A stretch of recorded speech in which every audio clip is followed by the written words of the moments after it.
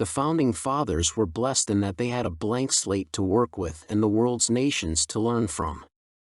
But they assumed a lot of things that were not true. In this they did what every nation builder did before them: they accepted the framework established in historic Babylon was the only one available. The borrowed paradigms included the Babylonian idea of what a nation is. What the reader must realize is that the following is not a historical critique of the Founding Fathers' published comments. The essay looks at America and deduces from this what the Founding Fathers thought true, because we can see what they created. As have all builders before then, the Founding Fathers thought a nation was a political construction. The Founding Fathers created America as a political entity. The Constitution is a political document establishing a political community. The Founding Fathers believed, as have all persons, that sound money means pegging the value of goods and services to a currency created from assets. They thought that using an asset to manufacture the nation's currency was the way to go. In this they were as wrong as everyone else is that does this.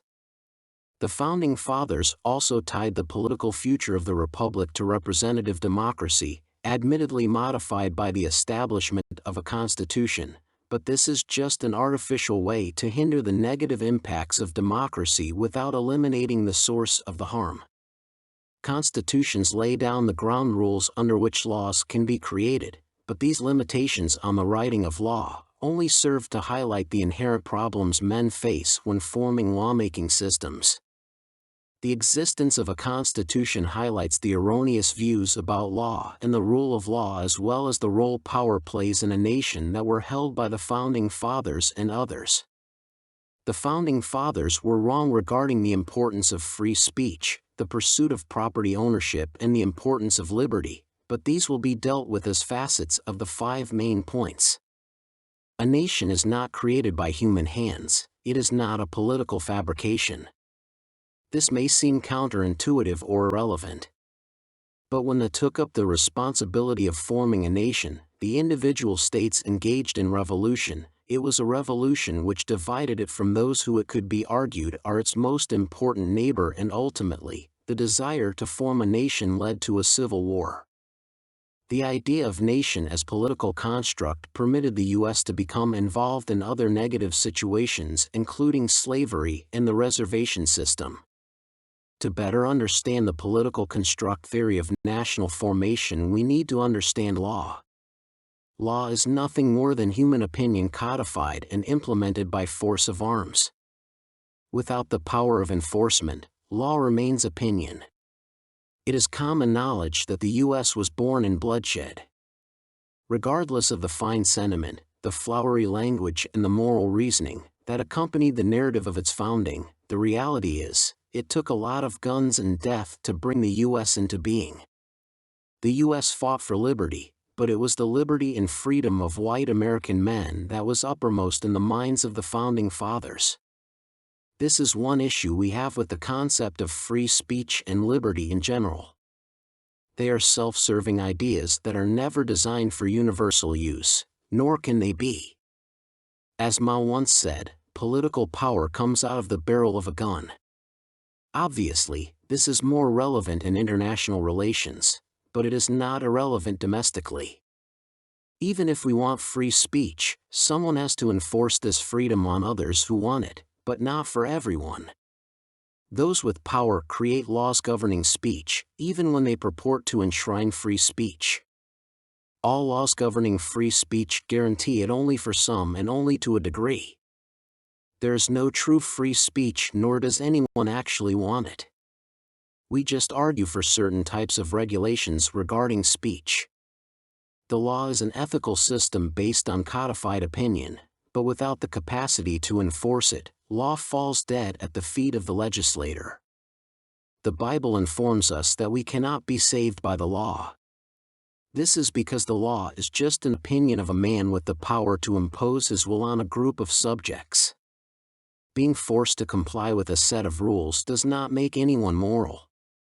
Calling a set of precepts a constitution does not make them less ethical in design or less dependent on the might of an army to make them relevant.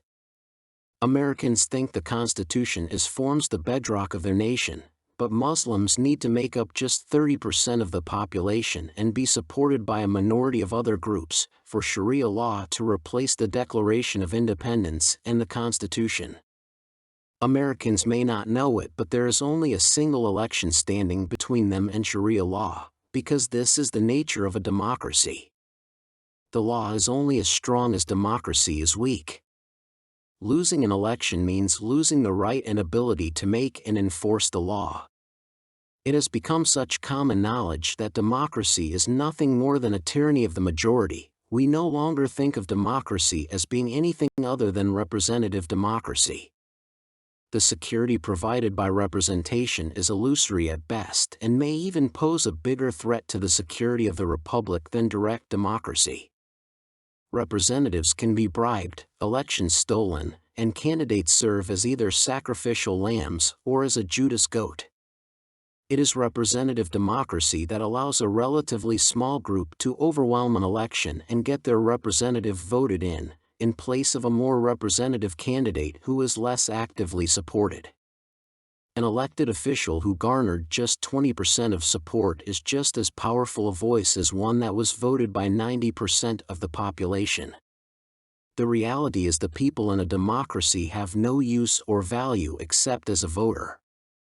We cannot bribe anyone nor provide well-paying jobs to those who are thrown out of office. It might be wise to consider when discussing the merits of democracy that Pilate wished to free Jesus. It was the mob of citizens who voted for him to be crucified and the criminal to be set free. Perhaps they were disappointed Jesus did not exercise military authority. The people may have been looking for a lawmaker and military genius who would free them physically.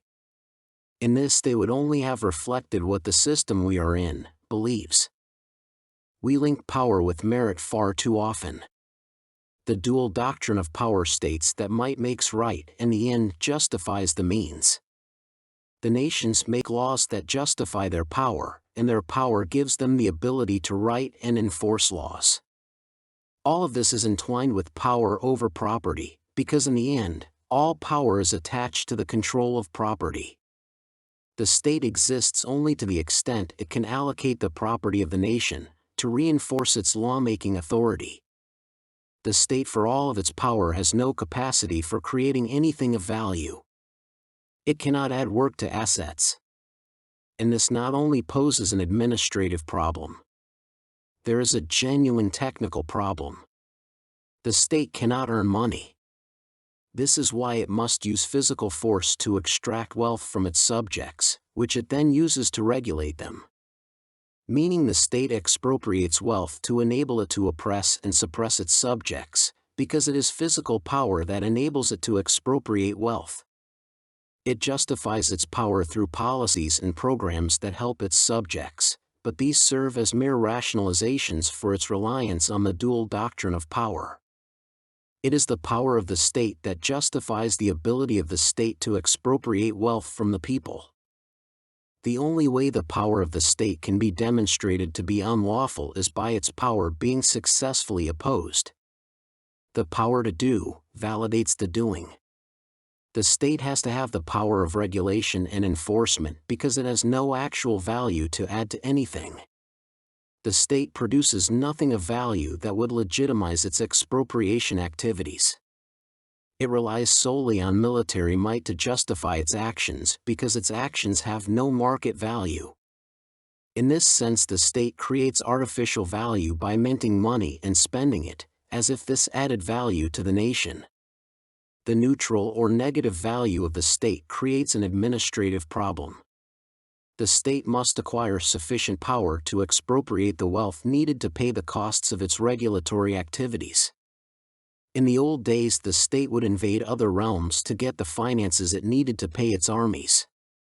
But as wars became too costly, the state came to rely more and more on taxing its own citizens. This brings us back to the technical problem of money, because the state cannot create money as a sign of created value. It can and does issue a currency, but this is not the same thing as creating money. If you ask any group of people, virtually all of them would say gold is probably the best kind of money. Others would say cryptocurrency or other kinds of bullion are the best kind of money. Few people but bankers support fiat currency and bank accounts as desirable forms of money. But no one claims bookkeepers have the best kind of money. Regardless, all these things people call money are not even types of money, but they are better considered to be types of currency. Currency is 1. An asset that is divisible into precise multiples or fractions of 1 and produced in quantities that permits the currency to function as a medium of exchange. 2. An asset produced in denominations by a central issuing authority. 3. An asset issued as a medium of exchange. But if we start from the position that we do not own what we did not create and we get to the realization we cannot claim what we did not produce. No human created anything physical. Currency formed of assets is a product to be sold or rented for personal gain. But no unit of account ought also be a product or service. Gold has value after mining, because of the many ways it can be manipulated. The manufacture of gold into products adds further value to it. This includes being turned into a currency. Turning gold or other asset into a currency gives the asset more value. No one thinks it unreasonable that we are paid for what we produce. We think workers are entitled to be paid for what value they create. But when we take assets and use them as if they belong to us, we steal from God. Gold has value and gains more value when it is mined and minted into coins. We have a right to expect payment for the work we do mining and minting gold, but to say that gold is a currency is to give gold meta-value. Mined gold has labor-added value. The gold coin has value as a face value beyond its bullion value. When gold becomes coinage, it gains a supplementary value as a medium of exchange. This face value conflicts with and cannot be reconciled with its bullion value. The more gold used as currency, the less available for commercial applications, which drives up the price of bullion. But what happens when gold's value as scrap exceeds the face value of the coin? People will hoard the coins or melt them down. If the bullion value exceeds the face value, the money supply will vanish. So what happens to trade? Trade disappears. People have to resort to barter. The very use of gold as a medium of exchange makes trade problematical. This is why paper money is used or bank accounts. Banks tied their accounts to paper currency, then realized the account was of value in itself. The account became a medium of exchange. When paper currency inflates, people tend to spend their paper currency faster. When gold coins deflate the economy, the coinage is taken out of circulation. An asset with real value used as a currency is removed from the market, it deflates the market. An asset with artificial value used as a currency inflates, because people do not want it as much as they want things with real value. But the bank account and fiat paper are still assets. But one would refer to them as depreciating assets. A dollar can buy a dollar's worth of goods and services no matter how it was obtained. $1 million bank account gives the owner of the account access to $1 million worth of goods and services. By forcing people to accept fiat currency, the state proves it wields legitimate power. Fiat currency gives the state access to the property of its subjects. To summarize, the 5 errors of the Founding Fathers are the 5 errors developed in Babylon. A nation is not a political creation. Democracy does not legitimize the state or its regulatory power. Laws are ethical systems that are created by opinion and imposed by force. They are not neutral, and they are not moral, and laws do not create good people nor a just society. Might does not make right, and the end does not justify the means, though this is the doctrine all governments are built on. And finally, money is not an asset, nor can it be created from an asset. Money is simply a way to maintain accounts, as feet and inches are ways to measure lengths.